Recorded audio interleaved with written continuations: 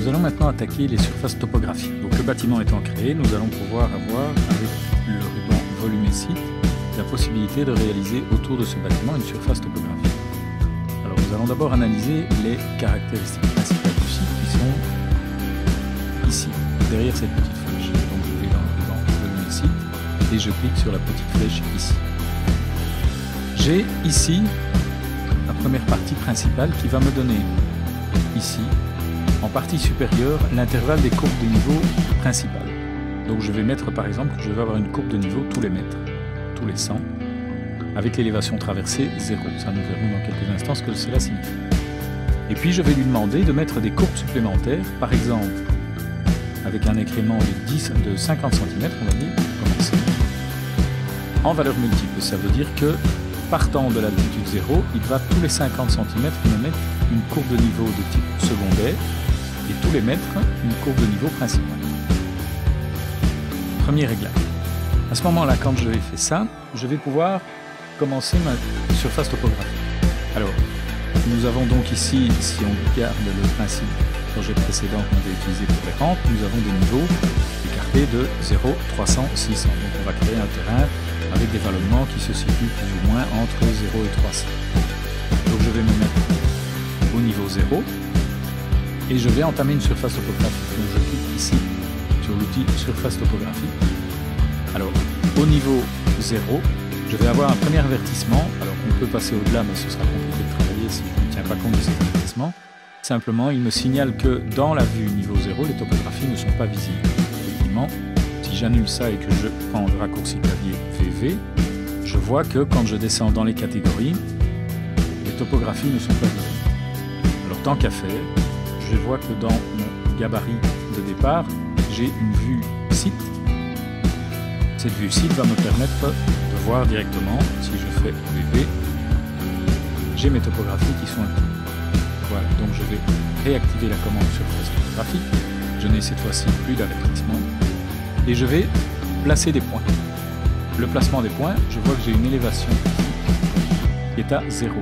Donc je vais positionner en fait là un point d'altitude 0, donc qui se situera au niveau 0 par rapport à ma commande. Et donc je vais réaliser des points. Et on voit qu'en fait au fur et à mesure que je crée des points, il va me créer une surface qui forcément pour l'instant est totalement plate puisque tous les points que je réalise sont au niveau 0. Donc je vais de cette manière réaliser la forme de mon terrain. Et puis je vais décider par exemple que je veux mettre des points à 1 mètre de haut. Et alors là par contre on va voir qu'il va commencer à travailler. C'est que j'ai demandé d'avoir, souvenez-vous, des lignes, des courbes de niveau principales tous les mètres et des courbes de niveau secondaire tous les 50 cm. Et donc je vois ici qu'il est en train en fait, au fur et à mesure que je clique des points, de réaliser une courbe de niveau principale qui est à 1 mètre. Et je vois qu'il réalise entre les deux une courbe de niveau qui se situe à 50 cm. Alors, il interprète ceci de façon plus ou moins géométrique. Donc par exemple, quand j'ai un point à 0 ici et un point à 100, quelque part, lui, il divise la distance que j'ai entre les deux et il me met un point à 50. Donc je vois que j'ai une courbe de niveau 50 qui prend des allures parfois pas forcément heureuses. Ça, je pourrais le corriger après. Si je valide ceci, je vois qu'effectivement, au niveau graphisme, j'ai des courbes principales à 0 et des courbes principales à 100. Une courbe à 50.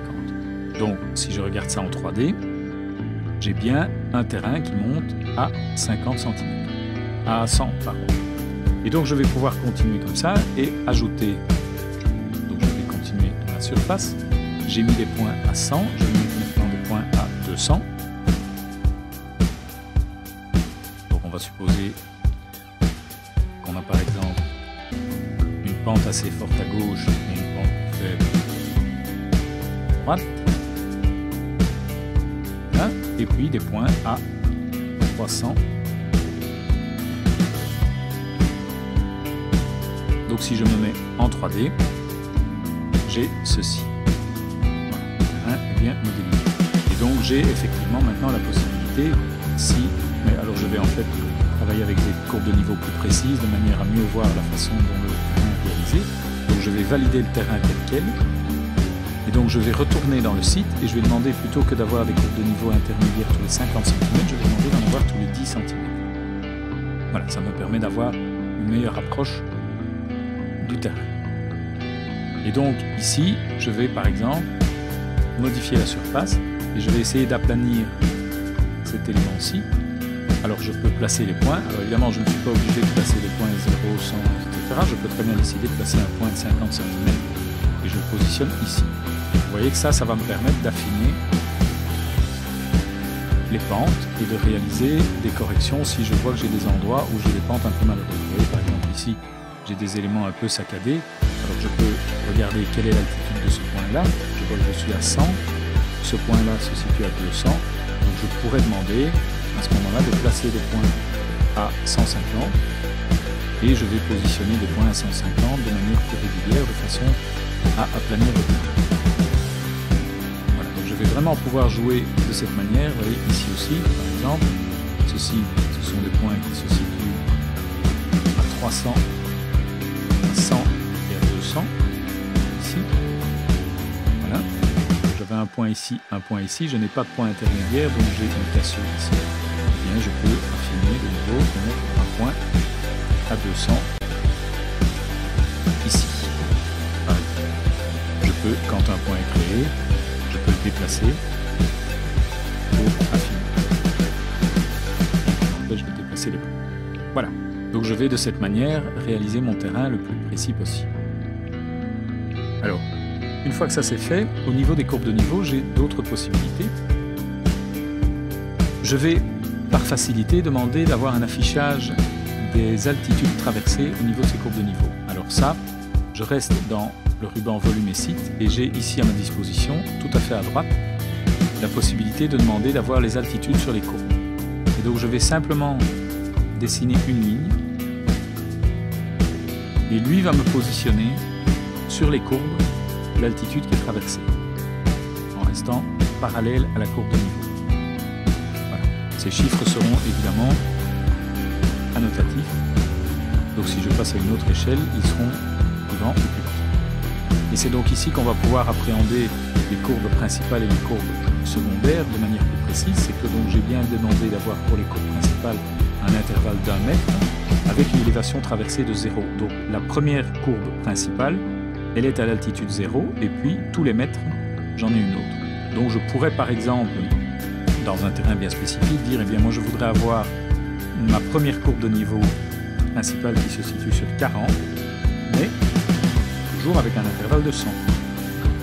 Et à ce moment-là, je vois que ma courbe principale passe sur 40, 140, 240, etc. Je vais remettre 0. Et alors, autre chose que je peux faire, c'est que j'ai ici des courbes secondaires qui sont en valeur multiple, c'est-à-dire qu'entre ces valeurs-là d'altitude, il va me mettre une courbe tous les 10 cm. Mais je pourrais très bien demander d'avoir la mise en évidence d'une valeur unique dans un terrain bien précis. Par exemple, je voudrais avoir une mise en évidence de l'altitude, par exemple, je ne sais pas moi, 57. Eh bien, je peux demander une valeur unique à une altitude de 57, en mettant par exemple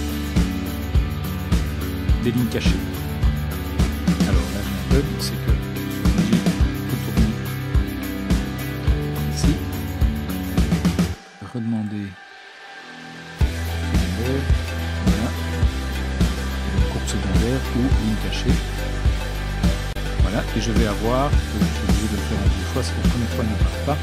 Voilà, et je vais avoir à ce moment-là une ligne, une courbe de niveau qui est mise en évidence à l'altitude 57. Et je pourrais de cette manière en créer plusieurs si le besoin s'en fait sentir au niveau d'un terrain bien précis.